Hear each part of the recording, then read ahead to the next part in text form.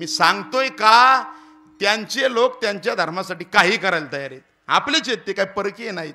जैन धर्म असेल, यवन धर्म असेल, त्या धर्माला टिकवण्यासाठी अजून धर्म असतील जगात, ख्रिश्चन धर्म असेल, ज्याचा त्याचा धर्म कटाक्षाने पाळतात. आपल्या लोकांना आपल्या धर्माची फिकीर नाही. ही खंत आहे आपल्याला. आपल्या ग्रंथ मुलांना जर विचारलं ना आपला धर्मग्रंथ कोणता, जा उद्या 7वीच्या वर्गात विचारा, सांगता येणार नाही मुलांना. म्हणजे ही चूक कोणाची? देव करुणी घ्यावा तेने विन जीवा सुख नो हे रती माई के दुःखाची जनिती नाही अदिअंती अवसानी. अविनाश करी आपुलिया ऐसे, अविनाश करी आपुलिया ऐसे, लावी मना पिसे गोविंदाचे. हे रती माई के दुःखाची जनिती नाही अदिअंती अवसानी. तुका म्हणे एका मरणेची सरे, तुका म्हणे एका मरणेची सरे, उत्तमची उरे कीर्ती मागे. हे रती माई के दुःखाची जनिती नाही अदिअंती अवसानी. विठाल विठाल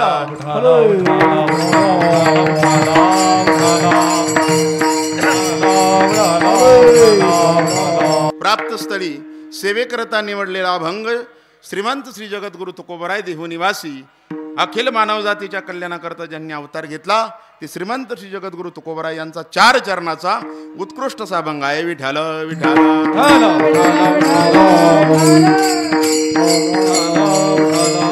महायोग पीठे तटे भीमरथ्याम वरम पुंडरीकाय दातु मुनींद्रे समागत्य तिष्ठन्तमानंद कंदम परब्रह्मलिंगम भजे पांडुरंगम अलंकापुरी रम्य सिंहासनस्थम पदांभोज तेजस्प्रदिक् प्रदेशम विधेन्द्रादिदेवे सदा स्तूयमानं समाधिस्थमूर्तिं भजे ज्ञानदेवं. नमो सद्गुरु तुकया ज्ञानदीपा, नमो सद्गुरु सच्चिदानंद रूपा, नमो सद्गुरु भक्त कल्याण मूर्ती, नमो सद्गुरु भास्करा पूर्ण कीर्ती. अधिष्ठान जेथे प्रतिष्ठान देखा, तिथे जन्मला तो गुणातीत एका. जयाचे निनामे चुके जन्म व्यथा, नमस्कार माझा सद्गुरु एकनाथा. निवृत्ती ज्ञानदेव सोपान मुक्ताबाई, एकनाथ नामदेव तुकाराम.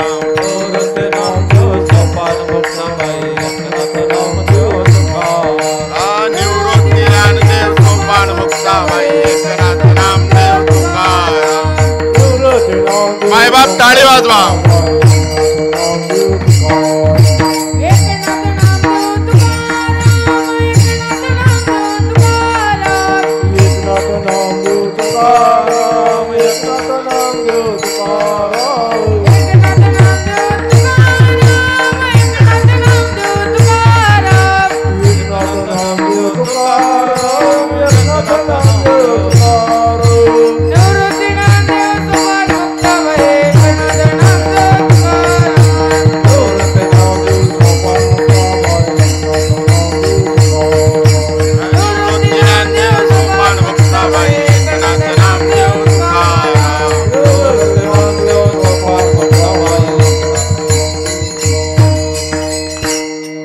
आपुला तो एक देव करुणी घ्यावा तेने विन जीवा सुख नो हे रती माई के दुःखाची जनिती नाही अदिअंती अवसानी. प्रस्तुत सेवा प्रारंभ करण्या अगोदर अल्पसा परिहार. आपल्या खंडाळे गावामध्ये चालत असणारा हा अखंड हरिनाम सप्ताह वर्ष 35वे आणि 35व्या वर्षातील 3ऱ्या दिवसाची सेवा सर्व संयोजकांनी माझ्याकडे दिली.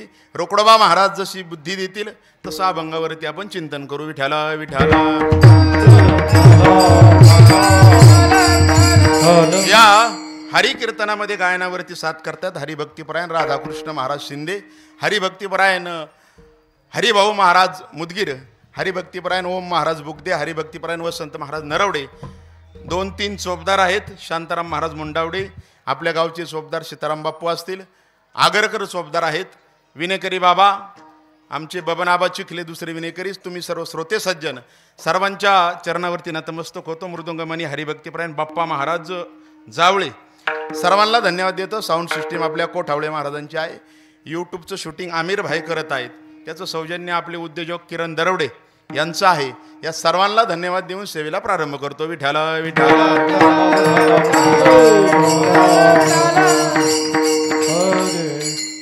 जगद्गुरु तुकोबराय अभंगामध्ये सांगतायत. आधीच उशीर झालाय, कीर्तन थोडं 15-20 मिनिटं उशिरा चालू झालं.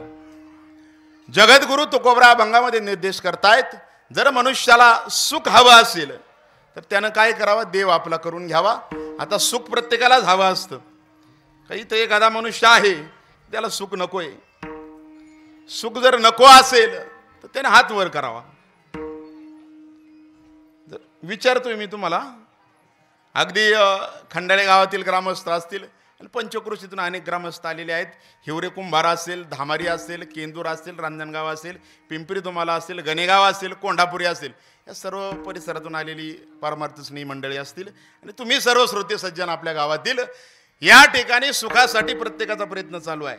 सुख कोणाला नकोय असा जर मी प्रश्न विचारला खचितच कोणी हात वरती करणार नाही. सुख सर्वांना हवंय आणि म्हणून जगद्गुरु तुकोबराय म्हणतात, सुख जर तुम्हाला हवा असेल तर देव आपला करावा लागेल. आपुला तो एक देव करून घ्यावा. तेने विन जीवा सुख नोहे. त्याशिवाय माणसाला सुखाची प्राप्ती होणार नाही. आणि ज्या ठिकाणी आपण भगवंता व्यतिरिक्त सुख शोधतो ते सर्व दुःखाला जन्म देणार आहे. एर ते माईक दुःखाची जनिती नाही आदी अंती अवसानी. ते आपल्याला जिवंत आहे तोपर्यंतही त्या ठिकाणी सुख देणार नाही. ज्या ठिकाणी आपण सुख शोधतो, आपला प्रपंच असतील, आपले नातेवाईक असतील, आपला पैसा असेल, हे आपल्याला सुख देतं असं आपल्याला समज आहे, ते दुःखाला जन्म देणार आहे. जिवंत आहे तोपर्यंतही नाही आणि मृत्यूनंतर सुद्धा ते सुख देऊ शकत नाही. नाही आदी अंती अवसानी, ते अवसान धरू शकत नाही. म्हणून माणसानं काय करावं, अविनाश करी आपुली आयसे लावी मना पिशे गोविंदाचे. अविनाश तत्वाला आपलं करावं. आपल्या हृदयामध्ये असणारं आत्मस्वरूप हे अविनाशी आहे. पण माणसाला देहाचं त्या ठिकाणी देहांतराला प्राप्त झाल्यानंतर मी देह आहे या अज्ञानाला मनुष्य प्राप्त झाला आणि परिणामी दुःखाला प्राप्त झाला. ज्यावेळेस त्याला हे संपूर्ण साक्षात्काराने समजेल की त्या शरीरातील असणारं चैतन्य आत्मा राम त्या ठिकाणी मी आहे, आणि मग त्यावेळेस त्या अविनाश तत्वाची जर प्राप्ती केली ती करायची कशी, तुकोबराय सांगतात, लावी मना पिशे गोविंदाचे. भगवंताच्या नामाचं वेड ज्यांना लागेल त्यांना अविनाश तत्वाची प्राप्ती होईल. आणि ज्यांना अविनाश तत्वाची प्राप्ती होईल, ज्यांनी देव आपला करून घेतला त्यांना पुन्हा जन्माला यावं लागणार नाही. ते मोक्षाचे अधिकारी होतील, भगवत धामाचे अधिकारी होतील, वैकुंठीचे अधिकारी होतील. आपण सहज म्हणतो वैकुंठवासी कैलासवासी एखाद्या गेलेल्या माणसाला, तो होतो असं नाही. आपल्या समाधानासाठी आपण ते म्हणतो फक्त. परंतु ज्यानं देव आपला केला आणि जो अविनाश तत्वाचा अधिकारी झाला त्याचा पुन्हा जन्म होणार नाही, तो मोक्षाचा अधिकारी होईल. आणि मग तुकोबराय म्हणतात, तुका म्हणे एका मरणेची सरे आणि उत्तमाची उरे कीर्ती मागे. त्याची कीर्ती आई ह्या लोकांमध्ये दिगंतर अशा प्रकारे राहील. अभंगाचा सरळ भावार्थ तुमच्या पुढं मी विशद केला. तुम्हाला समजला? गावातलंच महाराजी तुम्ही बोलत चालत चला माझ्या बरोबर, तर काय मी नवीन नाही. तुम्हाला समजला का? मी सरळ भावार्थ सांगितलं. समजला का तुम्हाला? बापू समजला? तिकडं माग समजलं, इकडं माझ्या सासवा असतील, आया असतील, चुलत्या असतील, समजलं तुम्हाला? ठीक आहे. तुम्हाला जर भावार्थ समजला तर कीर्तन पूर्ण झालं नाही तर माझी जबाबदारी संपली. विठ्ठल विठ्ठल.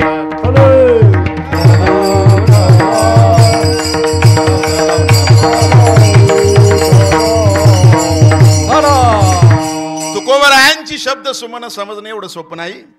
पण तुम्हाला समजलं, तुम्ही पारमार्थिक मंडळी आहात. आपल्या गावात संस्था आहे वारकरी, आपल्या गावात दिंड्या जातात पंढरपूर, आळंदी, पैठण. त्यामुळे सर्व परमार्थाची सेवा करणारी माणसं आहेत. आपल्या गावामध्ये पांडुरंगाच्या मंदिरात 20-25 वर्षापूर्वी भागवताची सुरुवात झाली होती. 20 वर्ष गावात झालं, 5 वर्ष आपल्या संस्थेमध्ये भागवत होते. 25-25 वर्ष भागवत या ठिकाणी चालल्यामुळं कदाचित तुम्हाला अर्थ समजला. परंतु अर्थ समजणं एवढं सोपं नाही. तुकोबरायांची वचनं, ज्ञानोबरायांची वचनं समजणं, ती अक्षरे नवती देखा. ती काय सामान्य अक्षर आहेत? एका एका अक्षरात आहे माझा रमाकांत. ती समजणं सोपं नाही. पण आपल्या अल्पबुद्धीनं आपण समजून घेण्याचा थोडासा प्रयत्न त्या ठिकाणी करू. विठ्ठल विठ्ठल.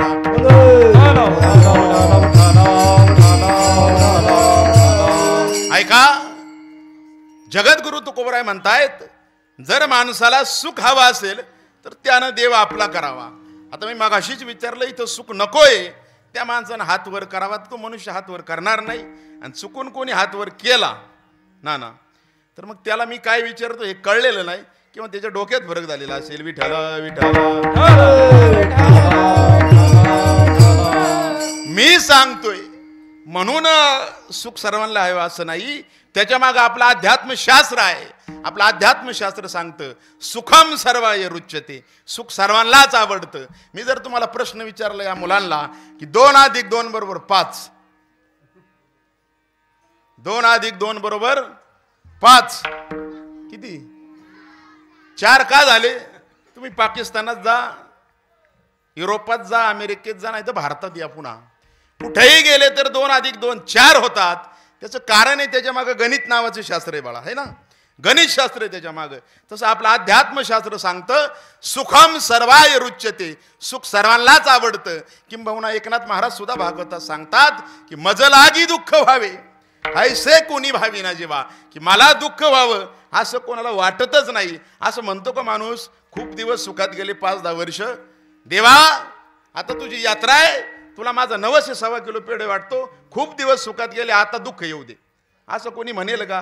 असं तो म्हणणार नाही. कारण सुख सर्वांना हवंच आहे आणि म्हणून माणसाला सुख हवं असतं. पण सुख सापडण्याची जागा त्याची चुकते, परिणामी त्याचा जन्म निघून जातो, पण त्याला सुखाची प्राप्ती होत नाही. कारण समजा आपल्या खिशातली 500 रुपयाची नोट हरवली इथं खंडाळ्यात आणि आपण रांजणगावला जाऊन शोधली तर आपल्याला ती सापडेल का? ते हरवलंय कुठं? इथं हरवलेली नोट. आणि आपण रांजणगावला जाऊन शोधली तर ती सापडणार नाही. जिथं हरवली तिथं जर आपण ती सापडवली कदाचित ती आपल्याला भेटेल. म्हणून सुख शोधण्याची जागा माणसाची चुकते. 4 ठिकाणी सामान्य मनुष्य सुख शोधतो. ती 4 ठिकाणं कोणती? ऐका, मी अवांतर बोलणारा माणूस नाही. कीर्तनाला धरून जो अभंग आहे त्यावरतीच मी प्रमाणानिशी आणि अभंग सोडवण्याचा प्रयत्न करतो. म्हणून तुमच्या सर्वांच्या पायाच्या पुण्याईनी, तुमच्या पुण्याईनी, मी सामान्यच माणूस आहे, पण तुमच्या पायाच्या पुण्याईनी मागच्या 800-900 दिवसात 355 कीर्तन तुमच्या समोर करतो मी. म्हणजे दिवसाड कीर्तन चालू आहे. त्या ठिकाणी तुमच्या पुण्याईमुळं. आणि मी अभंगाच्या पलीकडे जात नाही. मला परत नाही बोलवलं तरी चालतं. त्या गावाला मी सांगून येतो की मला परत बोलू नका. परंतु वाघाळ्यासारखं गाव आहे शेजारी, त्यांनी मला आतापर्यंत 20 वेळा बोलवलं. आमचे अरुण महाराज कळसकर बसवलं, त्यांनी मला वाटतं 4-6 वेळा बोलवलं असेल. केंदूरला 15-20 कीर्तनं झाली. आजूबाजूची लोक पंचक्रोशीतले असतील, तालुक्यातले असतील, प्रेम करणारी मंडळी आहेत. आणि अभंगाच्या पलीकडे जायचंच नाही, हा माझा स्वतःचा वैयक्तिक नियम आहे. सुख जर आपल्याला हवा असेल, सुख आपण 4 ठिकाणी त्या ठिकाणी शोधतो. मुख्य बरं का, मुख्य 4 ठिकाणी माणूस सुख शोधण्याचा प्रयत्न करतो. पहिली गोष्ट म्हणजे त्याला वाटतं धनापासून मला सुख होईल, मुबलक पैसा मिळाला की मला सुखाची प्राप्ती होईल. ही सामान्य माणसाला 4 ठिकाणी मुख्य प्रकारे सुख शोधण्याचा माणूस प्रयत्न करतो. पहिली जागा म्हणजे त्याला वाटतं मला जर संपत्ती मिळाली, धन मिळालं तर मला सुख होईल. दुसरी जागा त्याला वाटतं मला माझ्या स्त्रीपासून, पत्नीपासून सुख होईल. तिसरी गोष्ट त्याला वाटतं माझ्या मुलापासून मला सुख होईल. आणि चौथी गोष्ट एखादी पदप्रतिष्ठा जर मला मिळाली तर त्यापासून मला सुख होईल. अशी 4 मुख्य ठिकाणी माणूस सुख शोधण्याचा अशा प्रकारे प्रयत्न करत असतो. परंतु या 4ही ठिकाणी सामान्य माणसाला सर्व ठिकाणी सुख मिळेल त्या ठिकाणी सुख मिळतच नाही. त्या ठिकाणी मिळणार सुख कसं आहे तर शास्त्रामध्ये उदाहरण आलं. एक उपाशी असणारं कुत्रं असतं आणि 4-8 दिवस ते उपाशी राहतं, जंगलामध्ये फिरत असतं. जंगलामध्ये फिरत असताना एक जुनं हाड त्याला मिळतं. जुनं हाड, त्या हाडकाला ते तोंडामध्ये घेतं. जुनं हाड असतं आणि बारीक चावण्याचा प्रयत्न करतं. त्या हाडाच्या काचाळा होतात आणि त्याच्या काचाळा होऊन त्या टोकदार काचाळा त्याच्याच जबड्यामध्ये, त्याच्याच हिरड्यामध्ये शिरतात आणि त्याच्याच जबड्यातून रक्त येतं, त्याच्या जिभेला लागतं. त्याला वाटतं आपला प्रयत्न सफल झाला, हाडामधून रक्त यायला लागलं. कोणाला वाटतं? आणि तो म्हणतो एवढंच मला सुख आहे. तसं आपल्याला प्रपंचामध्ये सुख मिळत असतं. वास्तविक पाहता त्या ठिकाणी सुख आहे हा आपला भ्रम आहे. विठ्ठला विठ्ठला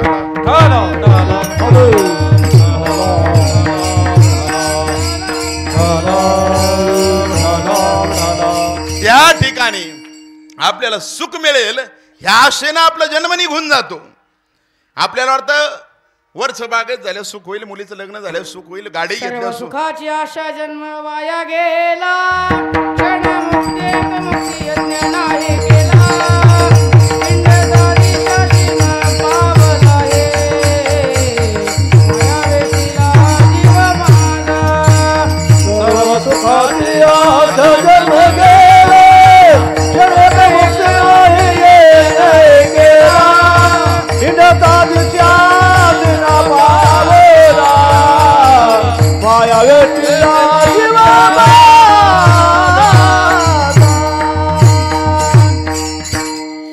सुखाची आसे जन्म गेला, क्षण एक मुक्ती यज्ञ नाही केला. सर्व सुखाच्या अपेक्षेने जन्म निघून जातो, पण सुख मिळत नाही. त्याचं कारण आहे, या जगाचं नाव ठेवत असताना भगवान श्रीकृष्णानं अर्जुनाला सांगितलं भगवद्गीतेमध्ये, या मृत्यू लोकाचं नाव ठेवलं भगवंतानं दुःखालयम अशाश्वतम. या जगाचं नावच ठेवलंय भगवंतानं दुःखालयम. जर आपण पुस्तकालयात गेलो आपल्याला काय मिळतं? हिमालयात गेल्यावर काय मिळतं? हिमालयात गेल्यावर काय मिळतं? ऐकू ये ना मला. मदिरालयात गेल्यावर काय मिळतं? आता हसायला लागले तुम्ही. पुस्तकालयात गेल्यावर जर पुस्तक मिळत असेल, हिमालयात गेल्यावर बर्फ मिळत असेल, तर दुःखालयात गेल्यावर काय मिळेल? आपल्याला वाटतं आपला प्रपंच सुखाचा होणार आणि एक दिवस मी करणार. सर्व सुखाच्या आशे जन्म गेला. या जगाचं नाव भगवान श्रीकृष्णानं भगवद्गीतेत सांगितलं दुःखालयम अशाश्वतम. इथली प्रत्येक गोष्ट मूर्ती आहे, मरणारी आहे, संपणारी आहे, अशाश्वत आहे. आणि या जगाचं नाव दुःखालय आहे. जर हे दुःखालय आहे तर सुख मिळेल कुठून? सुख मिळणार नाही. पण माणसाचं होतं कसं मी तुम्हाला सांगतो, एक उदाहरण देतो. एका गावामध्ये एक सर्कस आली. आता तुमचे कान टाव करले, सर्कस बाई बाबा असं काय आलं की तुमचे कान टाव करतात. तसं तुम्ही बारकाईने ऐकतच असता कीर्तन. एका गावात एक सर्कस आली. सर्कस आल्यानंतर सर्कशीमध्ये अनेक प्राणी असतात. हत्ती, सिंह, वाघ, माकड, अनेक प्राणी त्या सर्कशीमध्ये असतात. जुन्या काळची गोष्ट आहे. त्या सर्कशीत काही गाढवं होती. ती गाढवं व जिवायची काम करायची. दुपारची वेळ होती आणि तंबूच्या मागच्या बाजूला एक गाढव सावलीला उभा होता एका झाडाखाली. आणि बाहेरून गावातली गाढवं चालली होती 4-5. बाहेरच्या गाढवांनी आतमधला गाढव पाहिला आणि त्यांना वाटलं आपल्या जातीचा आपला भाऊबंद कोणीतरी दिसतोय. बाहेरचं एक गाढव आतमध्ये गेलं आणि त्या सर्कशीच्या गाढवा बरोबर गप्पा करू लागलं, गोष्टी करू लागलं. 15-20 मिनिटं ती गप्पा गोष्टी करू लागल्यानंतर त्यांची मैत्री झाली, त्यांचं ऋणानुबंध जुळले. आणि अर्ध्या तासानंतर तो गावातला गाढव म्हणू लागला, का स्वतःला तू या सर्कशीमध्ये बांधून घेतलंय? माझ्या सोबत बाहेर चल. बाहेर गेल्यानंतर स्वातंत्र्याचा आनंद काय आहे? मुक्त संचार करायचा, कुठे लोळायचं, कुठे राहायचं, स्वातंत्र्याचा काय आनंद आहे हे तू बाहेर चल माझ्याबरोबर, तुला दाखवतो. का स्वतःला बांधून घेतले? त्यावेळेस ते सर्कशीतलं गाढव म्हणू लागलो, आलो असतो तुझ्या बरोबर, आलो असतो, पण मला येता येणार नाही. यानं विचारलं काय कारण आहे? तो म्हटला कारण तुला सांगतो, मला येता येणार नाही. मला तो समोर उभा आहे, तो सर्कशीचा मालक आहे. म्हटलं ठीक आहे, तो सर्कशीचा मालक आहे, त्याचं आपल्याला काय करायचे? तू चल माझ्या बरोबर. नाही म्हटला, तो सर्कशीचा मालक उभा आहे, त्याच्या शेजारी एक सुंदर तरुण मुलगी उभी आहे, ती सर्कशीच्या मालकाची मुलगी आहे. तो म्हटला ठीक आहे, तो सर्कशीचा मालक आहे, त्याच्या शेजारी तरुण सुंदर मुलगी उभी आहे, ती त्याची मुलगी आहे, पण ती माणसं आहेत, आपण गाढव आहेत, आपल्याला त्यांचं काय घेणं? नाही नाही म्हटलं, आलो असतो, तुला कारण सांगतो. म्हटलं थांब. म्हटला कधी कधी ती मुलगी बापाचं काम ऐकत नाही, त्याला उलटून बोलते. तो सर्कशीचा मालक आपल्या मुलीला काम सांगतो, कधी कधी ती ऐकते, कधी कधी ऐकत नाही. आणि कधी कधी त्या सर्कशीच्या मालकाची सहनशीलता संपते आणि वैतागून तो आपल्या मुलीला म्हणतो, आता जर तू माझं ऐकलं नाहीस ना तर तुझं लग्न या गाढवाशी लावून देईन आणि कधीतरी ते होईन अशी मला आशा आहे, आणि म्हणून मी तुझ्यासोबत येऊ शकत नाही. कळलं का तुम्हाला? असं एखादं स्वप्न डोक्यात असतं, अशी काहीतरी आशा प्रपंचात असते, तिच्या मागं धावता धावता मरायला टेकतो माणूस आणि सुख त्याला प्रपंचामध्ये मिळत नाही. म्हणून सुख हवा असेल तर आपला तो एक देव करून घ्यावा, तेने विन जीवा सुख नो हे विठ्ठल विठ्ठल.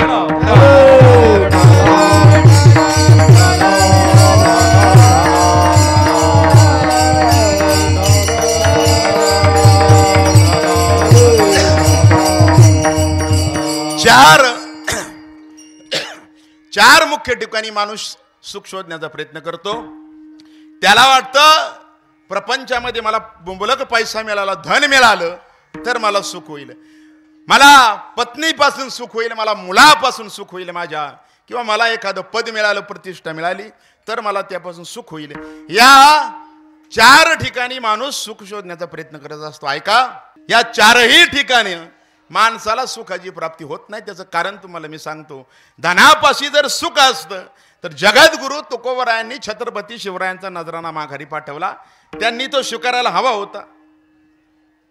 प्रत्येकालाच पैशापासून सुख होणार नाही. सामान्य माणसाला त्यापासून सुख होईल हा भाग निराळा आहे. परंतु प्रत्येकाला तो नियम लागू पडला तर आपलं शास्त्र म्हणतो तो नियम लागू आहे. जर पैशापासून सुख जगद्गुरु तुकोबरायांना झालं असतं तर त्यांनी नजराणा माघारी पाठवला असता का? काय परिस्थिती होती तुकोबरायांच्या घरची? अहो, तुकोबरायांच्या घरची परिस्थिती तुम्हाला जर सांगितली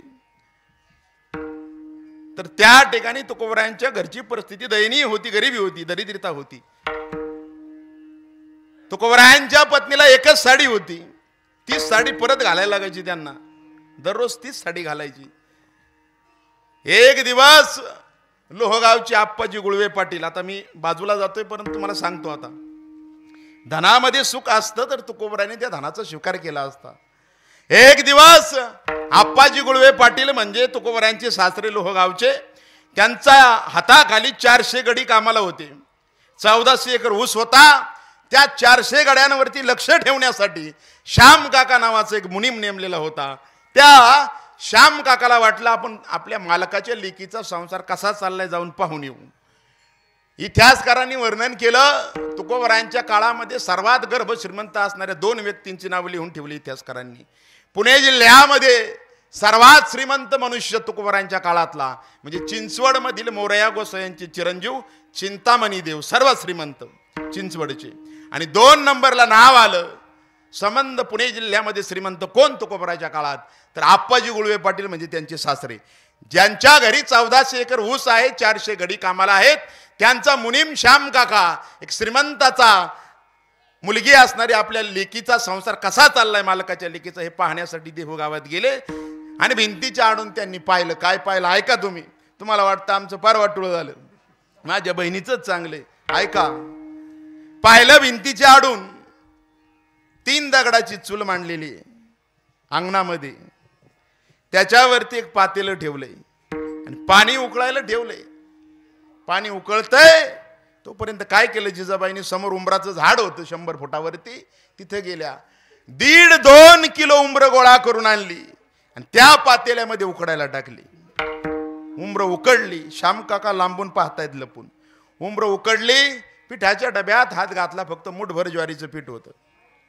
1.5 किलो उकडलेल्या उंबरामध्ये मुठभर ज्वारीचं पीठ घालवलं. त्याच्या भाकरी केल्या, त्याच्या दामटे केल्या आणि 3 दगडाच्या चुलीवरती भाजू लागल्या. भाजून झाल्या. लेकरांना जेवायला बसवलं. त्या उंबराच्या दामट्याबरोबर त्या भाकरीबरोबर खायला काय दिलं? मिठाचा खडा. मिठाच्या खड्याबरोबर तुकोबरायांची लेकरं उंबराच्या झाडाच्या दामट्या खातायत. त्या उंबराच्या झाडाच्या उंबरांपासून त्या फळाच्या भाकरी मिठाच्या खड्याबरोबर खातायत. पाहिलं श्याम काकांना, त्याच्या डोळ्यात पाणी आलं. एवढी गरिबी आहे तरी सुद्धा तुकोबरायांनी छत्रपतींचा नजराणा घेतला का? नाही घेतला. आता आपल्या गावात हायवेहून एक महाराज माघारी आला होता, मला पाकिट कमी भरले. एक 10 वर्षापूर्वीची गोष्ट सांगतो. तो भाग निराळा तो आपल्याच तालुक्यातला होता. विठ्ठल विठ्ठल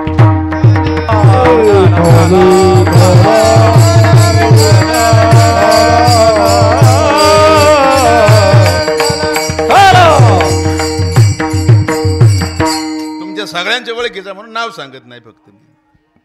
धनापासून सुख मिळेल पण ते सामान्य जीवाला ती अपेक्षा असते सर्वांना त्यापासून सुख मिळेल हा नियम लागू होत नाही. हा नियम जर लागू झाला असता, ऐका, एखाद्याच्या खिशात 5-25 लाख रुपये असले ते म्हणतो आपल्यासारखा कोण आहे श्रीमंत? पैसे कुठं असतात? खात्यात. चहा पाजीत नाही बापू ते गाई गाई कोणाला. पैसे खात्यात असतात. टाईट मध्ये चालतो म्हणतो आपल्या काय कमी. आणि संध्याकाळी समजा उखाडलाच चुकून त्या अण्णा, पैसे कुठे आहेत? तो मालक आहे का त्या पैशाचा? त्या पैशाचा तो मालक नाही, हा त्याचा समज आहे. खात्यात पैसे आहेत, खिशात पैसे आहेत आणि जीवाला खाल्ले नाहीत तो त्या पैशाचा मालक नाही. जर त्यानं त्या पैशाचा थोडाफार उपभोग घेतला तर त्या पैशाचा मालक तो झाला. उपभोगील तो पैशाचा मालक. नुसतंच राखून ठेवलं तर एकनाथ महाराज वर्णन करतात, हे जरी नाही काल, हे जरी नाही काल कोणी दुसरा येईल, हे जरी जरी नाही कळाले तुझं येईल तुझं हे जरी नाही कळाला हे जरी नाही कळले कोणी दुसरा येईल हे जरी नाही कळले हे जरी नाही कळाले तुझं येईल हे जरी नाही कळाला सरदी देवटिवा काळ बांधना देईल सरदी देवटिवा सरळ देवटिवा काळ बांधुडले सरळ देवटिवा एका जनागणी वांचे काय वाजाईल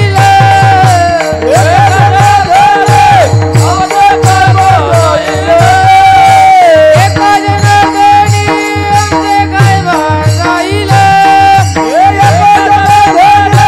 आमचे काय वाजाईल पिंगळा पिंगळा पिंगळा पिंगळा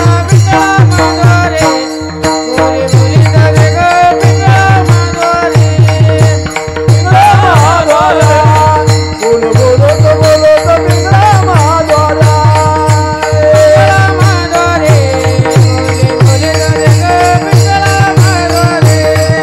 पिंगळा मागोरे गोरी मुली जावे ग पिंगळा मागोरे अजगेल रंगवलं वर्तमान घडे वर्तमान घडे दादा वर्तमान घडे अजगेल बोलो आम्ही वर्तमान घडे अजगेल बोलो आम्ही वर्तमान घडे नाग भाई भिंगाग भिंगाग भाई भिंगाग नको नको नको घाल भिंगाग नको नको नको घाल भिंगाग नको नको नको घाल भिंगाग नको नको घाल भिंगाग भिंगाग भाई भिंगाग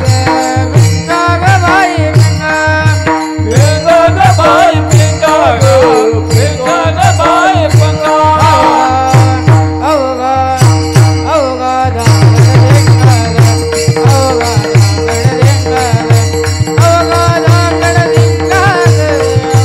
धांगड धिंगाग अवघा धांगड धिंगाग अवघा धांगड धिंगाग पिंगळा मागोरे बोले बोले करे ग पिंगळा मागोरे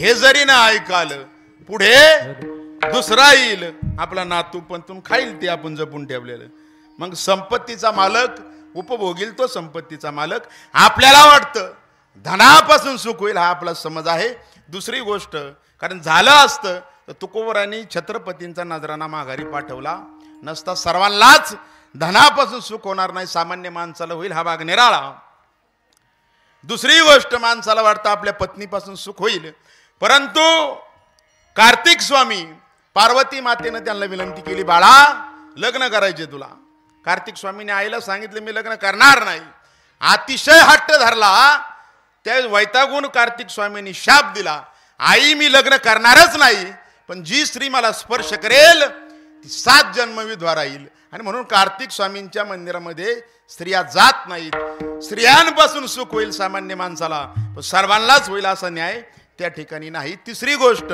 आपल्याला वाटतं पुत्रापासून सुख होईल आपल्या मुलापासून सुख होईल मला सांगा तुम्ही टोपीवाले धोत्रावाले पायजामेवाले मुलापासून खरंच सुख होतं का होतंय का सांगा हा नाही नाही बोला हा होतंय योगेश नाही ना आलेला विठ्ठल विठ्ठल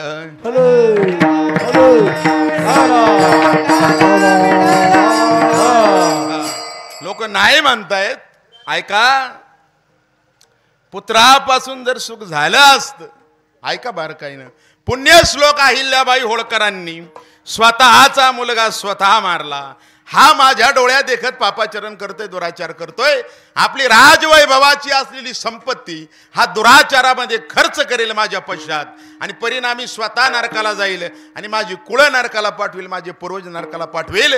त्यापेक्षा हा कुलांगार मारलेला बरा. म्हणून पुण्यश्लोक अहिल्याबाई होळकरांनी स्वतःचा मुलगा स्वतः मारला.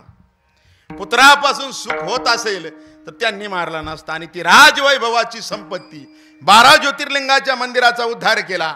कुठं बारवा बांध, कुठं पूल बांध, कुठं तळी बांध, धरण्य बांध.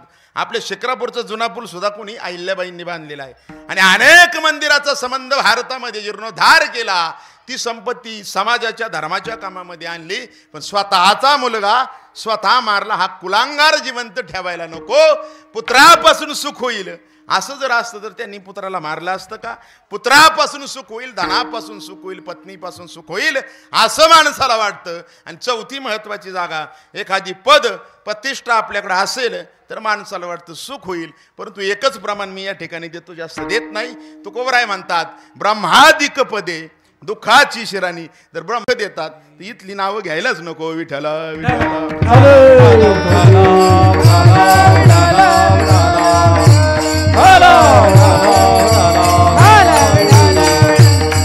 या 4 ठिकाणी सामान्य मनुष्य सुख शोधतो. पत्नीपासून, स्त्रीपासून, पुत्रापासून, धनापासून आणि पदापासून, एखाद्या प्रतिष्ठेपासून सुख होईल असं माणसाला वाटतं. पण तिथून सुख होत नाही. एक दिवस जगद्गुरु तुकोबराय सकाळी उठले, इंद्रायणीच्या पलीकडे गेले. जगद्गुरु तुकोबरायांचा नियम होता की दररोज भामचंद्र, भंडारा, गोराडेश्वर, मावल्या 5 डोंगर आहेत. 5 डोंगर. त्या 5 डोंगरापैकी एका डोंगरावरती निघून जायचं आणि हरिचिंतनामध्ये दिवस घालवायचा आणि सायंकाळी पुन्हा आपल्या घरी यायचा, असा नियम होता तुकोबरायचा. आज तुकोबराय इंद्रायणीच्या पलीकडे गेले आणि ठरवलं भामचंद्र डोंगरावरती आज जायचं आणि तुकोबराय निघाले. जात असताना, भामचंद्र डोंगराकडे जात असताना भंडाऱ्याच्या पायथ्याला सुदुमरे नावाचं गाव लागतं. त्या ठिकाणी तुकोबरायांचे काही टाळकरी राहत होते. संताजी जगनाडे महाराज, गवर शेटवानी, गंगाधर मवाळ यासारखी टाळकरी मंडळी त्या गावात राहत होती. त्यांना बरोबर घेतलं आणि तुकोबरायांनी आज ठरवलं भामचंद्र डोंगरावरती जायचे. त्यांच्या सवंगड्यांना बरोबर घेऊन तुकोबराय भामचंद्र डोंगरावरती गेले. तिथं गेल्यानंतर एका गुहेमध्ये बसले आणि डोळे झाकले. आज अभंगाची निर्मिती केली नाही. दररोज तुकोबराय काहीतरी अभंग लिहायचे. संताजी जगनाडे महाराज ते लिहून काढायचे. जगद्गुरु तुकोबरायांचे अभंग संताजी जगनाडे महाराजांनी लिहून काढले म्हणून आपल्याला प्राप्त आहेत. आजही आपण जर तळेगाव दाभाडे इथं गेलो तर त्यांच्या वंशजांकडे 10,000 अभंगाचा गाथा आहे, जो हस्तलिखित आहे संताजी महाराजांचा. तो जगद्गुरु तुकोबरायांचे अभंग ते लिहून काढायचे. आज तुकोबरायांनी डोळे झाकले आणि तुकोबरायांना समाधी लागली. तुकोबरायांनी 3 तासानं डोळे उघडले. 3 तासानं. तोपर्यंत डोळे उघडलेच नाहीत. ही टाळकरी मंडळी समोर बसली होती. 3 तासांनी जगद्गुरूंनी डोळे उघडले आणि समोर बसलेले गंगाधर मवाळ, गवर शेटवानी, संताजी महाराज जगनाडे यांच्याकडे पाहिलं आणि सांगितलं सवंगड्यांनो, आज तुम्ही खाली निघून जा, आज मी तुमच्या सोबत येणार नाही. त्यांनी विचारलं का? दररोज आपण सायंकाळी आपापल्या घरी जातो, आज तुम्हाला काय यायचं नाही? तर तुकोबराय उत्तरले, जीवना वेगळी मासोळी तैसा तुका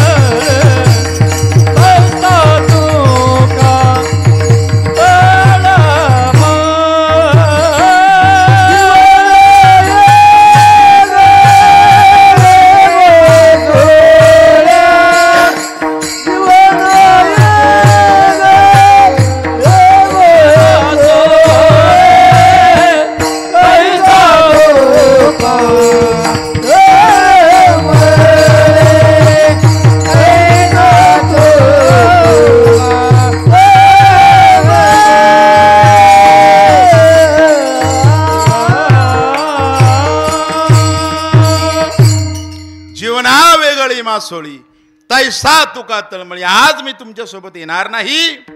मासा पाण्यातून बाहेर काढावा आणि मग त्याची जी तडफड असते, कन्या सासुराशी जाई मागे परतुनी पाहे, किंवा चुकलिया बाळ माय हुरा हुरा पाहे, त्या पद्धतीनं तैसे झाले माझ्या जीवा केव्हा भेटसी केशवा. आता मी तुमच्या सोबत येणार नाही, आता मी याच ठिकाणी राहणार. एक तर देवाची भेट होईल, नाहीतर हा देह पडेल. तोपर्यंत या जागेवरून उठणार नाही. जीवना वेगळी मासोळी तैसा तुका तळमळी. सांगितलं तुम्ही निघून जा, मी आता इथून खाली येणार नाही. एक तर भगवंताची भेट होईल, मी अनुष्ठान करणार, आणि नाही तर माझा देह पडणार. दोन्हीपैकी एक घटना घडेल. आज निघून आले त्यांचे टाळकरी मंडळी निघून आले. तुकोबरायांनी मग आसन घातलं आणि ठरवलं आता इथून उठायचं नाही. निर्वाण जाणून आसन घातले, ध्यान आरंभिले देवाजीचे. आता एकतर देह पडेल किंवा देवाची भेट होईल. काय घडलं? व्याघ्र विंचू सर्प अंगाची झोंबले, पिडू ते लागली सकळीक. वाघ सिंह सर्प विंचूच्या जंगलामध्ये पिढा देण्यासाठी आले, परंतु तुकोबराय उठले नाहीत. तुकोबराय तिथंच बसले. आणि 1 दिवस 2 दिवस 10 दिवस 15 दिवस झाले. माझी साक्षात्कार झाला. 15 दिवसा माझी साक्षात्कार झाला. विठोबा विठला निराकार. विठोबा विठला निराकार.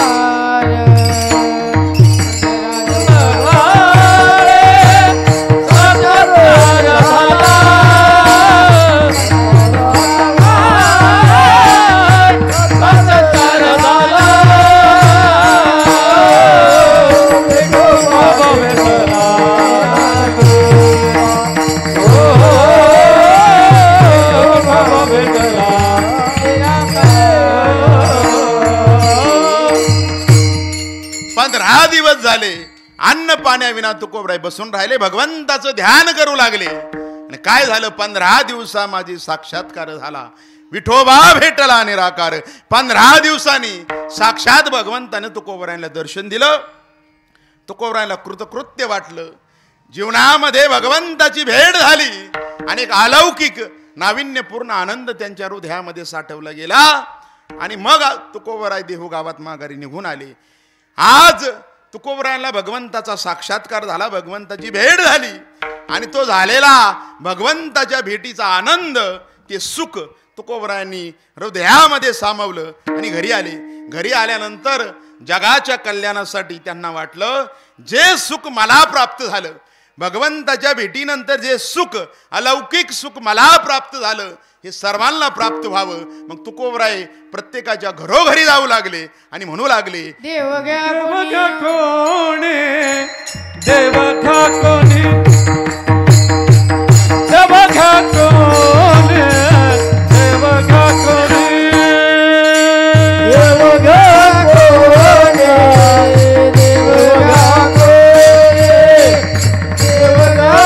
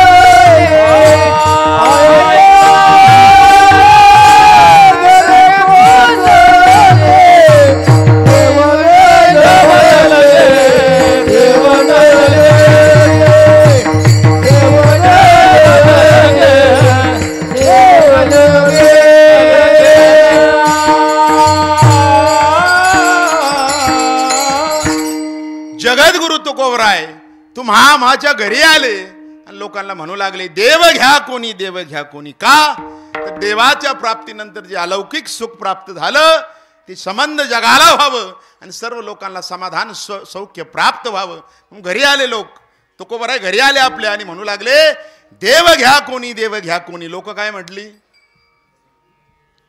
लोक म्हटली, देव न लगे, तुमचा देव आम्हाला नको, त्याला ठेवण्यासाठी आमच्याकडे जागा. ते म्हटले, तुम्हाला असं वाटत असेल आम्ही विकत द्यायला आलो, उधार द्यायला आलो असं काही नाही. देव घ्या फुका, देव घ्या फुका. फुकट द्यायला आलोय तरी लोक म्हटली देव न लगे, देव न लगे, तुमचा देव आम्हाला नको. त्यावेळी तुकोबरायांनी लोकांकडे पाहिलं आणि लोकांना सांगू लागले. ते काय सामान्य होते. आम्ही वैकुंठवासी आलो वैकुंठवासी आलो यात करणाचे. आलो यात करणाचे. ऋषी सत भावे व्रतमय, सत भावे व्रतमय, दारू संत महाराज आदराने भजन, दारू संत महाराज आदराने भजन.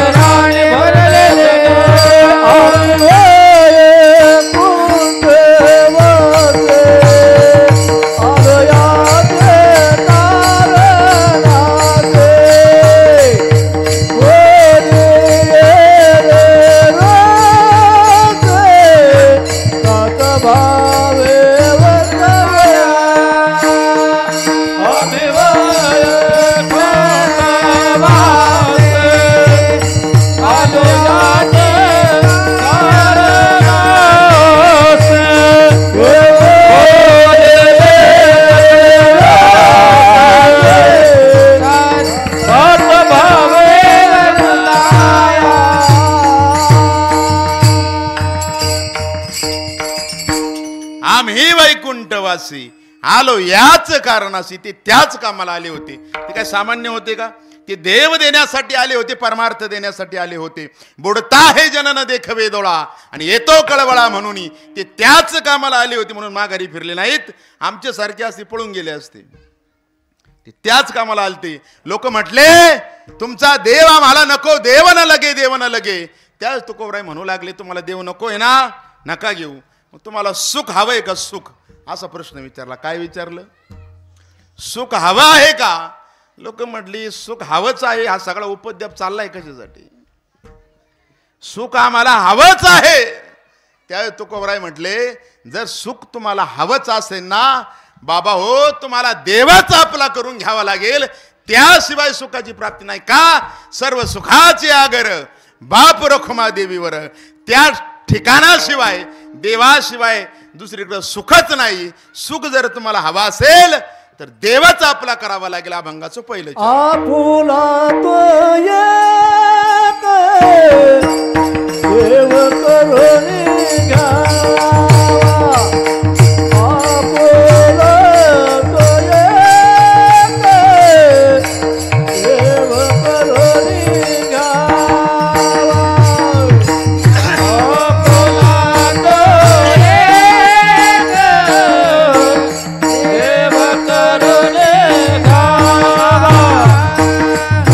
आपुला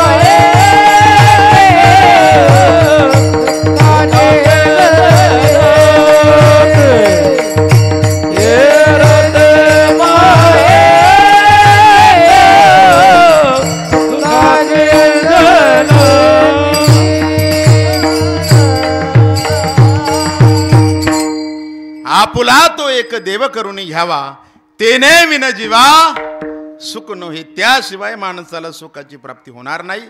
आणि म्हणून माणसानं जीवनामध्ये परमार्थ करावा.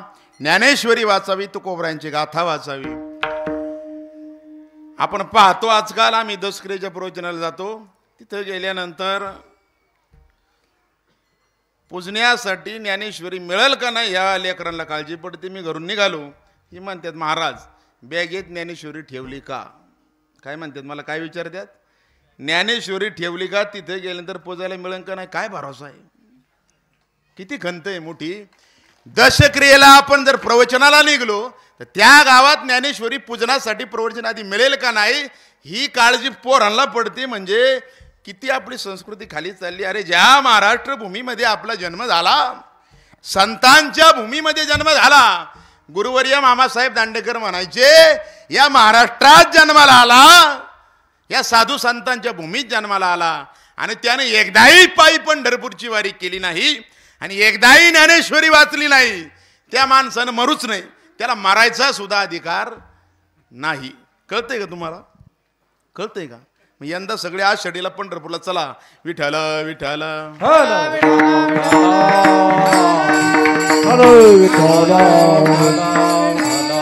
माणसानं जीवनामध्ये परमार्थ करावा, साधू संतांना शरण जावं आणि मग देव आपला करून घ्यावा.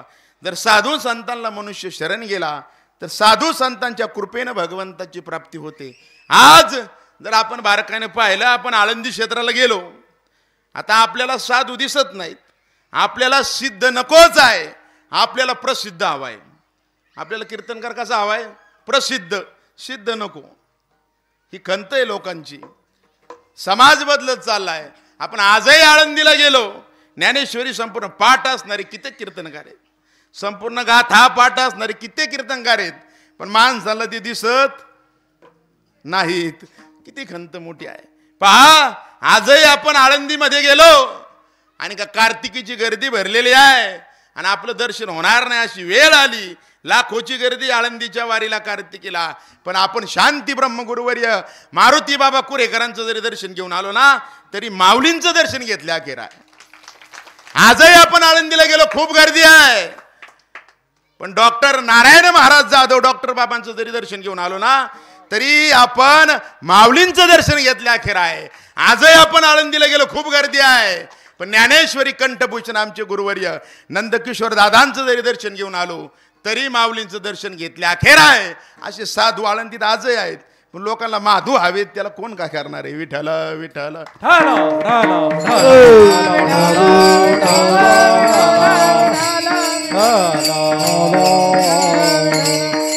सांप्रदायिक चाली सोडून पिक्चरच्या गाण्याची चाली लावणारी माणसं हवी आहेत, जी गवळण गाथ्यात नाही, जे प्रमाण गाथ्यात सापडत नाही ते प्रमाण गाणारी महाराज जर माणसाला हवी असतील, याचं कारणच असं आहे की पुढच्यालाही गाथ्याचा अभ्यास नाही, ज्ञानेश्वरीचा अभ्यास नाही.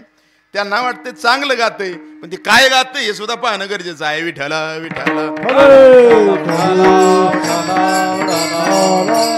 आपण जर पंढरपूरला निघालो तर माता माऊल्या गवळण म्हणतात, कधी कधी वाकूनच टाक साडा राधे जरा. ही गाथ्यात गवळण आहे का? अहो, त्या राधा महाराणीच्या समोर रुक्मिणी मातेसारख्या कैक देव्या त्या ठिकाणी त्यांच्या दर्शनासाठी दुर्लभ आहेत. त्या राधेला आपण सांगतो वाकून टाक साडा. ही फक्त गवळण कुठं गायला मिळेल माहिती का? फडाच्या बाहेरच्या दिंडे आहेत ना, तिथं ऐकायला मिळतं विठ्ठल विठ्ठल.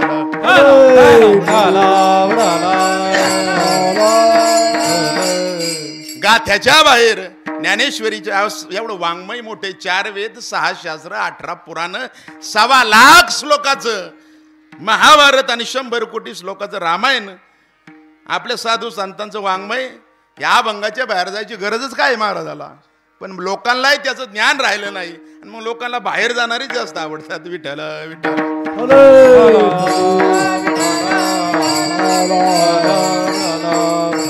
आणि म्हणून साधू संतांना जर मनुष्य शरण गेला, साधू संतांना शरण गेला, ज्ञानेश्वरीला गाथ्याला शरण गेला, संत वाङ्मयाला शरणागती केली आणि मग भगवंताची माणसाला प्राप्ती होते.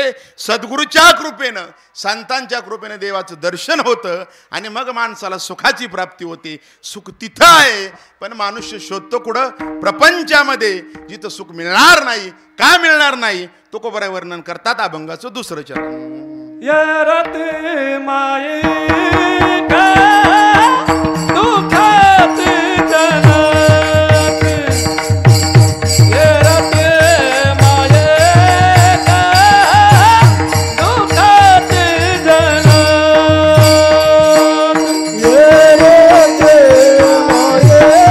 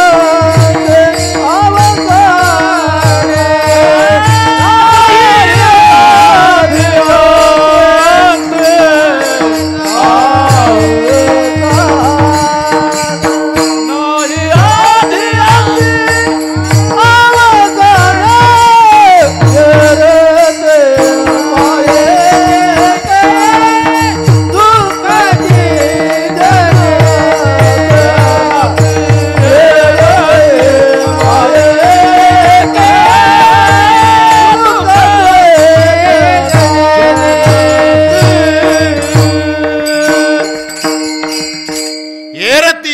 दुःखाची जनिती नाही आधी अंती अवसानी.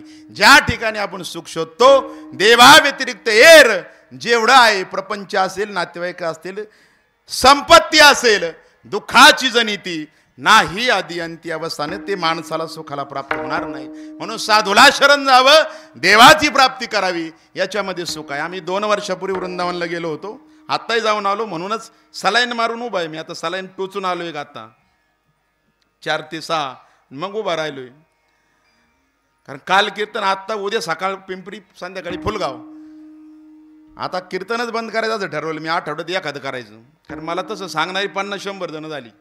थांबा आता तुम्ही कुठंतरी, आता थांबा, नाही तर नोकरी सोडा, नाही तर कीर्तन थांबा. विठ्ठल विठ्ठल.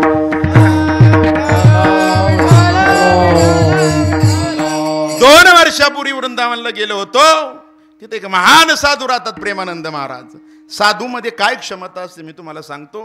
365 दिवस, 365 दिवस सकाळी 4:15 वाजता संबंध वर्षभर महाराजांचं प्रवचन असतं. सकाळी 4:15ला तुम्ही युट्यूबवर सर्च करा, गुगलवरती तुम्हाला कळून जाईल. पहाटे 4:15चं महाराजांचं प्रवचन ऐकायचं असेल तर रात्री 10:30-11 लाईन लावायला लागती. कोणालाही निमंत्रण न देता दररोज 365 दिवस हजारो लोक येतात. रात्री 10 ते 1 किंवा 12:30 पर्यंत जेवढी लोक आली ना, त्यांनाच फक्त महाराजांकडे प्रवचन ऐकण्यासाठी 3:15-3:30 वाजता रात्री प्रवेश मिळतो. उशिरा आलेली लोक बाहेर स्क्रीनवर प्रवचन ऐकतात. जे सुरुवातीला 500-600 हजार लोक आली, तीच फक्त लोक हॉलमध्ये महाराजांच्या समोर बसून प्रवचन ऐकू शकतात. आम्हाला सांगावं लागतं, या ना बाबांनो कीर्तनी या. येतात काय तुम्ही? एकालाही निमंत्रण नाही. आणि 365 दिवस हजारो लाखो लोक येतात. रस्ते रात्रीचे 3 वाजता जाम होतात वृंदावनला. 365 दिवस गुगलला चेक करा. आणि त्या महाराजांना डॉक्टरांनी आणि वैज्ञानिकांनी प्रश्न विचारला. विराट कोहली पासून अगदी तुम्ही सर्व तिथं जाऊन आलेले आहेत, अगदी मोठे मोठे सिने अभिनेत्यांपासून क्रिकेटर पासून महाराजांचं दर्शन घेण्यासाठी लाईन लावून थांबलेले आहेत. ऐका, त्यांच्या समोर बसण्याचा योग आला मला. त्यांच्या मुखातून ऐकलेल्या गोष्टी सांगतो तुम्हाला. त्यांना प्रश्न विचारला, 14 वर्ष झाले महाराजांना दोन्ही किडण्या फेल आहेत, दोन्ही किडण्या फेल आहेत. प्रश्न विचारला, महाराज दोन्ही किडण्या फेल झाल्यानंतर मनुष्य 1-1.5 वर्ष सुद्धा जगू शकत नाही डायलिसिसवर. तुम्ही 12 वर्ष झाले, 13 वर्ष झाले, 14 वर्ष झाले, तुम्ही जिवंत कसे? डॉक्टरांनी प्रश्न विचारला. तेच महाराजांनी उत्तर दिलं, माझी 1 किडनी राधा आहे आणि 1 किडनी कृष्ण आहे आणि म्हणून मी जिवंत आहे. साधू संतांना जर शरण गेलो आपण, पहा अलौकिक सामर्थ्य असणारी माणसं आताही आहेत, फक्त आपल्याला दुसरीच दिसतात. त्याचं कारणच निराळं आहे. विठ्ठल विठ्ठल.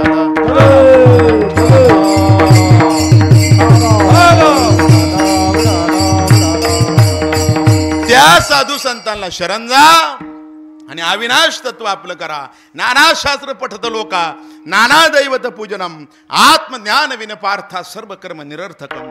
जर आत्मज्ञानाची प्राप्ती माणसाला मृत्यूच्या आधी झाली नाही तर सर्व केलेलं कर्म निरर्थक जातं. किती उपद्व्याप करा, कितीही परमार्थ करा, किती साधना करा, पण माणसाला जर आत्मज्ञान झालं नाही, आत्मसाक्षात्कार झाला नाही तर पुन्हा जन्माला यावं लागतं. पुनरपी मरणम पुनरपी जननम पुनरपी जननी जठरे शयनम. पुन्हा जन्म पुन्हा मृत्यू या घोर यातनेमध्ये जावं लागतं. म्हणून मृत्यूच्या पूर्वी अविनाश करी आपले आयुष्य, त्या अविनाश तत्वाची माणसानं प्राप्ती करावी. अविनाशी आपलं स्वरूप आहेच आत्म्याचं. आपण मेलेला माणूस पाहिला एखादा, हातपाय कान नाक डोळे जागेवर असतं सगळं संदीपराव, तरी त्याला उचलावं लागतं, न्यावं लागतं जाळायला. का?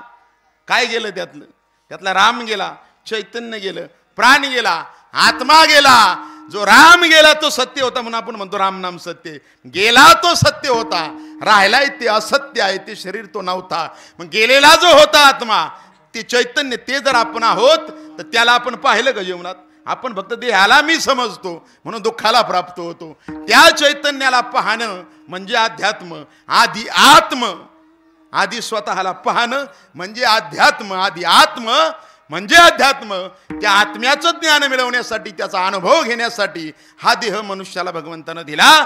नरदेह परम पावन तरी साध ब्रह्मज्ञान न होता ब्रह्मज्ञान श्वान शुक्रा समान. आणि त्या ब्रह्मज्ञानाची प्राप्ती, त्या अविनाश तत्वाची प्राप्ती करायची असेल तर एकच मार्ग आहे, साधू संतांना शरण जावं आणि भगवंताच्या नामाचं चिंतन करावं. लावी मनापिशे गोविंदाचे. असं तसं करू नये, मनामध्ये वेळ लागावं भगवंताच्या नामाचं. त्याच्या चिंतनामध्ये मनुष्य स्वतःला विसरून जावं त्यानं. नाही तर टेप रेकॉर्डर सुद्धा रामकृष्ण हरी म्हणतो लावून दिले, त्याच्यामध्ये भाव नसतो. ज्याच्यामध्ये भाव नाही ते कर्म कितीही केलं तरी त्याचा उपयोग त्या ठिकाणी होत नाही. म्हणून एकनाथ महाराज म्हणतात की अर्थाविन पोथी आहे का नाही, प्रेमाविन भजन, अर्थाविन पोथी नाकाविन मोती आहे का नाही. काय त्याचा उपयोग आहे? नाक नाही आणि मोती आहे. पोथी वाचतोय पण अर्थ माहित नाही, त्याचा उपयोग त्या ठिकाणी होणार नाही. आणि म्हणून कुंकवा नाही ठावन म्हणे मी आहे. जर कुंकूच नसेल तर आहे म्हणण्याला, त्याशिवाय भाव असल्याशिवाय त्या ठिकाणी चिंतनाला किंमत नाही. आणि म्हणून ते चिंतन भगवंताचं कसं असावं तर लावी मनापिशे गोविंदाचे, अभंगाचं 3रं चरण. अविनाश करे आपुले आईस, अविनाश करे आपुले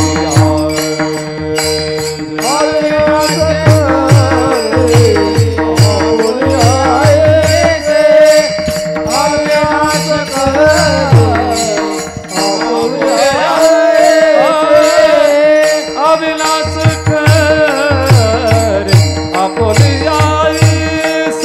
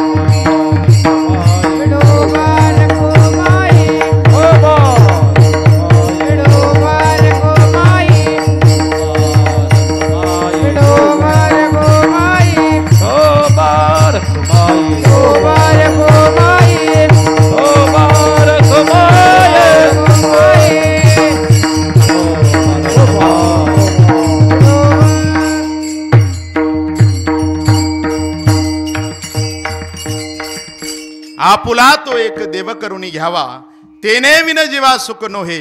सुखाची अपेक्षा आहे, त्यानं देवाला आपलं करावं. आणि काय करावं? इतर गोष्टीमधून मन वैराग्य निर्माण करावं आणि लावी मना पिशे गोविंदाचे. ज्यानं देव आपला केला, ज्याला इहलोकाविषयी संसाराविषयी वैराग्य निर्माण झालं आणि ज्यानं भगवंताच्या नामाच्या चिंतनाचं वेड ज्याला लागलं.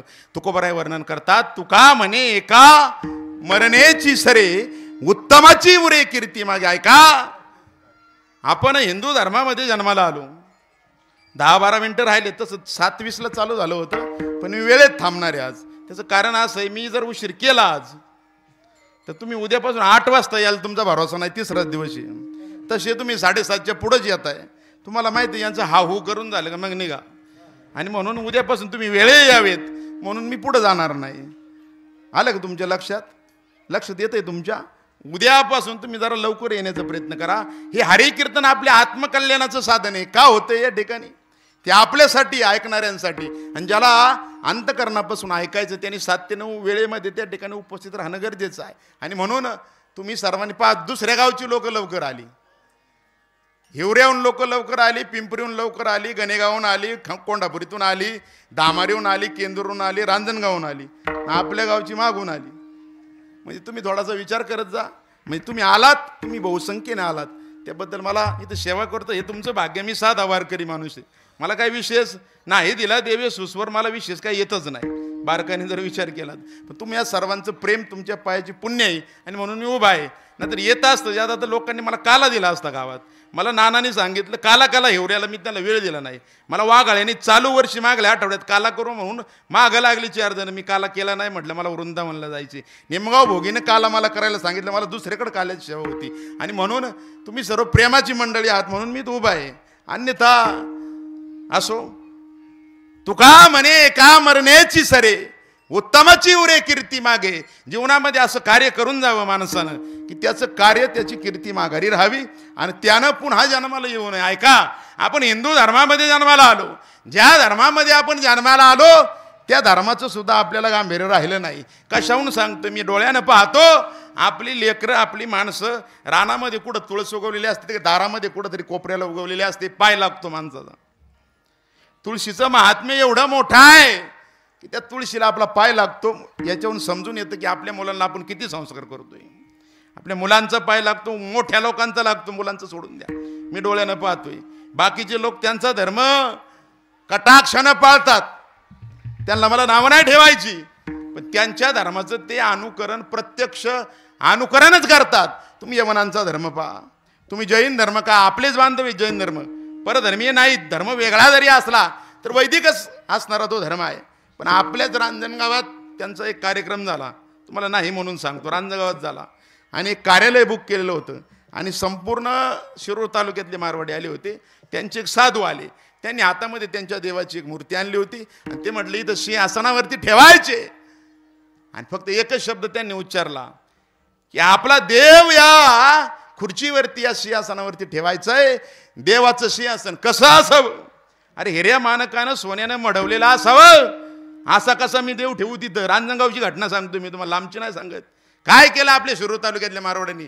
गाळ्यातल्या चैनी बायांनी पार जेवढे अलंकार होते, अंगठ्या बिंगट्या, टपा टपा टपा 5-25 किलो सोनं टाकलं तिथं, आणि मग मूर्ती ठेवायला लावली. मी सांगतोय का, त्यांचे लोक त्यांच्या धर्मासाठी काही करायला तयार आहेत. आपलेच आहेत ते, काही परकीय नाहीत. जैन धर्म असेल, यवन धर्म असेल, त्या धर्माला टिकवण्यासाठी अजून धर्म असतील जगात, ख्रिश्चन धर्म असेल, ज्याचा त्याचा धर्म कटाक्षाने पाळतात. आपल्या लोकांना आपल्या धर्माची फिकीर नाही. ही खंत आहे आपल्याला. आपल्या ग्रंथ, मुलांना जर विचारलं ना आपला धर्मग्रंथ कोणता, जा उद्या 7वीच्या वर्गात विचारा, सांगता येणार नाही मुलांना. म्हणजे ही चूक कोणाची? ऐका, तुका म्हणे का मरण्याची सरे, उत्तमाची उरे कीर्ती मागे. यवनांच्या धर्मामध्ये एक संत जन्माला आला, मुसलमानांच्या यवनाच्या घरामध्ये एक हरिभक्त जन्माला आला. त्याचं थोडंसं चरित्र मी सांगेल 5 मिनिटं, आणि त्यानंतर आपली सेवा या ठिकाणी आटोपती होईल. तुका म्हणे का मरण्याची सरे, उत्तमची उरे कीर्ती मागे. तत्पूर्वी माऊलींचं भजन करा. ज्ञानेश्वर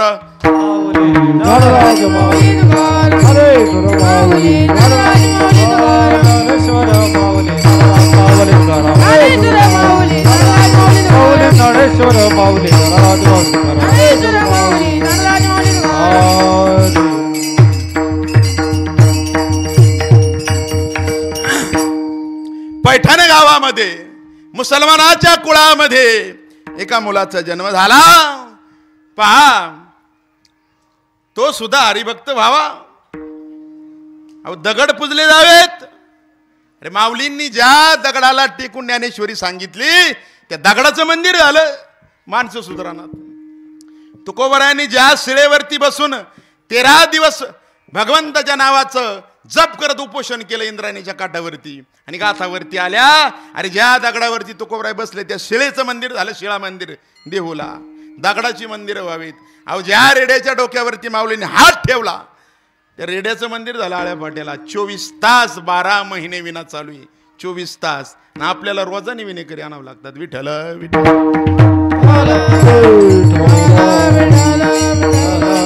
प्राण्यांची मंदिरं व्हावीत, जनावरांची मंदिरं व्हावीत, दगडाचं मंदिर व्हावं, पण माणसाने सुधरू नये. अहो, दुसऱ्या धर्मामध्ये, यवनाच्या धर्मामध्ये एक हरिभक्त जन्माला आला.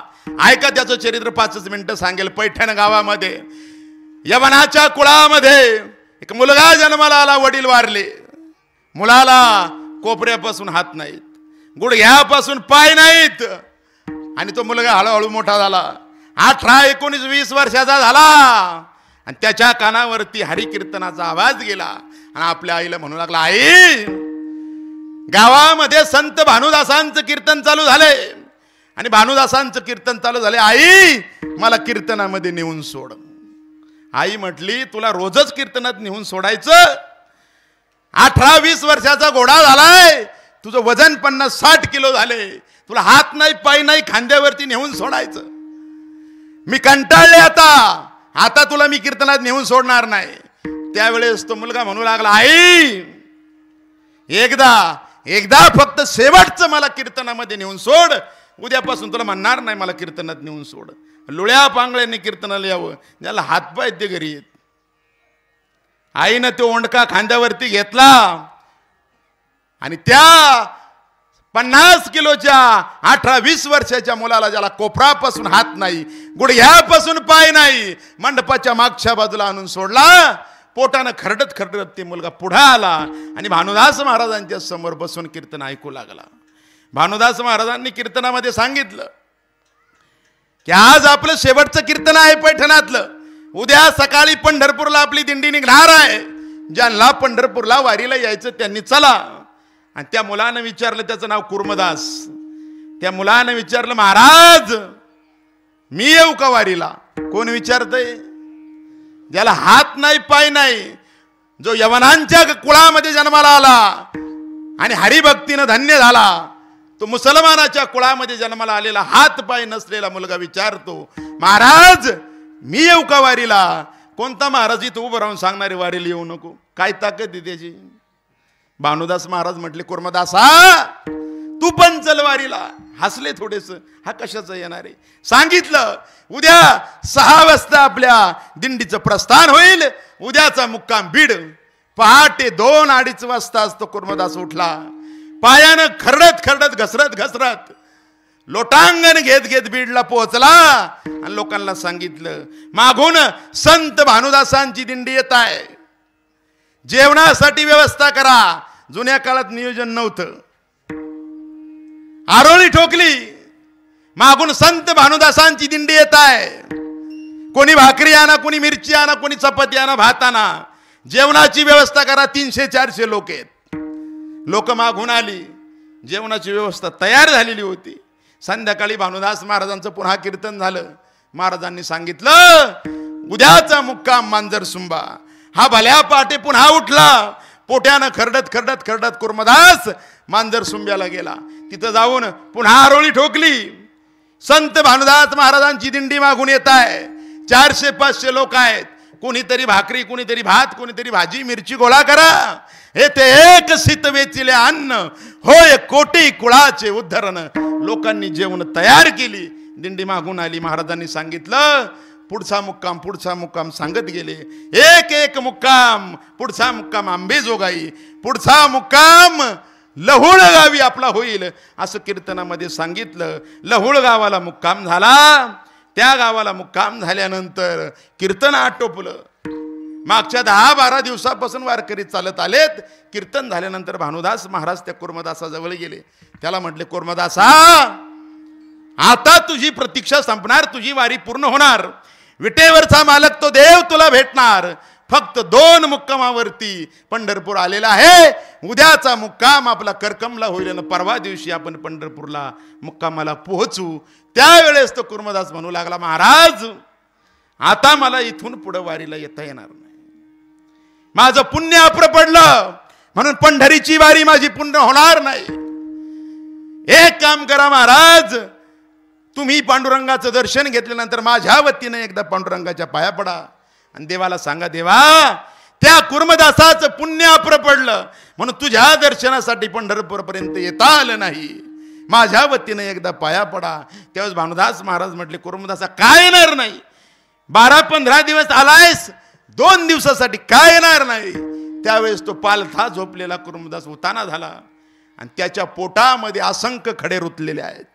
पोट रक्तबंबाळ झालेला आहे. शरीरामध्ये त्राण राहिलेला नाही. त्यानं सांगितलं, महाराज मागच्या 13-14 दिवसापासून मी अन्नाचा कण सुद्धा खाल्लेला नाही आणि पोटानं खरडत इथपर्यंत आलो. आता शरीरामध्ये अशी जागाच नाही जिथं जखम झालेली नाही. मला येता येणार नाही. का खाल्लं नाही कुर्मदासा? सगळ्या दिंडीला जेवणाची व्यवस्था करायचा, तू का जेवला नाही? महाराज मला हात नाही पाय नाही. घरी जेवल्यानंतर आई माझं धुणं करायची. आता मी इकडं जर जेवलो तर माझं मलमूत्र काढणार कोण? म्हणून मी 12-13 दिवसापासून जेवलेला नाही. भानुदास महाराजांच्या डोळ्यात पाणी आलं आणि भानुदास महाराज पुढे निघून गेले. पंढरीच्या मंदिरामध्ये गेल्यानंतर पांडुरंगाच्या त्या ठिकाणी दर्शन घेतल्यानंतर भगवंताकडे पाहिलं आणि काही न बोलता भानुदास महाराजांचं अंतकरण विटेवरच्या मालकानं जाणलं आणि विटेवरच्या मालकानं ऐन आषाढी वारीत वीट सोडली आणि तो विटेवरचा मालक लहुळ गावी आला. लहुळ गाव म्हणजे कुर्डवाडी आणि सावता महाराजांचं आरणगाव या दोन्हीच्या मध्ये. सावता महाराजांपासून फक्त 5-6 किलोमीटरवरती. तिथं दर्शनाला जा. कधी गेले तर तिथं समाधी कबरीसारखी आहे. वरती हिरवी चादर टाकली जाते. यवनाच्या धर्मामध्ये मागं विठ्ठल रुक्मिणीची मूर्ती आहे. तिथं लहुळ गावी त्या कुर्मदासाची समाधी आहे. तिथं विटेवरचा मालक आईना आषाढी वारीमध्ये यात्रा सोडून एकादशी सोडून लहुळ गावी आला. कुर्मदासाच्या समोर उभा राहिला आणि म्हणू लागला, ए कुर्मदासा, हा जगाचा मालक तुझ्याकडे आलेला आहे. त्यावेळेस त्या कुर्मदासानं डोळे उघडले, भगवंताच्या पायावरती डोकं ठेवलं, त्याचं शिर, त्याचं डोकं आपल्या मांडीवरती त्या विटेवरच्या मालकानं घेतलं आणि त्याला विचारलं, कुर्मदासा काय हवंय तुला? जगाचा मालक तुला विचारतोय. अनंत कोटी ब्रह्मांड नायक, पुन्हा तुला तुझं शरीर हवं असेल, तुला हात हवे असतील, पाय हवे असतील, आयुष्य हवे असेल, द्यायला हा विटेवरचा मालक तयार आहे, हा देव तयार आहे. त्यावेळेस तो कुर्मदास उत्तरू लागला, देवा, अरे त्या त्रेतायुगामध्ये प्रभू रामचंद्राच्या अवतारामध्ये राम राम राम करत त्या दशरथ राजानं तुझ्या वडिलांना प्राण सोडला. त्याला सुद्धा ही मांडी मरते काळी त्या ठिकाणी लाभली नाही. त्या मांडीवरती माझा त्या ठिकाणी जीव जातोय. काय हवंय मला? मला काही नको. असं म्हणत भगवंताचं दर्शन करत त्या कुर्मदासानं प्राण सोडला. पण आजही त्या ठिकाणी संत एकनाथ महाराजांचा पालखी सोहळा थांबतो आणि त्या ठिकाणी आजही हरिभक्तांची गर्दी होते. त्या ठिकाणी कबर आहे, त्या ठिकाणी हिरवी चादर टाकली जाते. पण हरिभक्त म्हणून त्या धर्मामध्ये सुद्धा कुर्मदासानं भगवंताची शरणागती पत्करली. भगवंतानं त्याचं दर्शन भगवंतानं दिलं आणि कुर्मदासाचा उद्धार केला. अशी काहीतरी कीर्ती तळमळीनं जर परमार्थ माणसानं केला तर तुकोबराय वर्णन करतात, तुका म्हणे का मरणेची सरे, उत्तमची उरे कीर्ती मागे. तुका म्हणे का मरण्याची सरे,